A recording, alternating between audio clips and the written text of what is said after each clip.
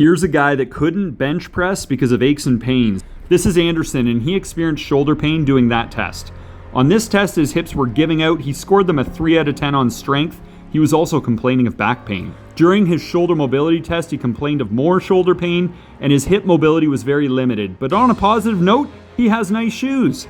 We took him through a corrective recipe. I told him we'd get a good buzz from doing this posture drill. Oh, I'm dizzy. That's nice. And here's the other drills we took him through.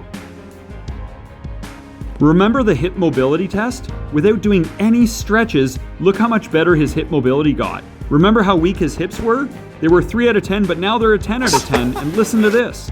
My lower back pain went away too. His shoulder mobility test was also pain-free, and do you remember how this test gave him pain before? No shot. Oh my God. I can bench press now.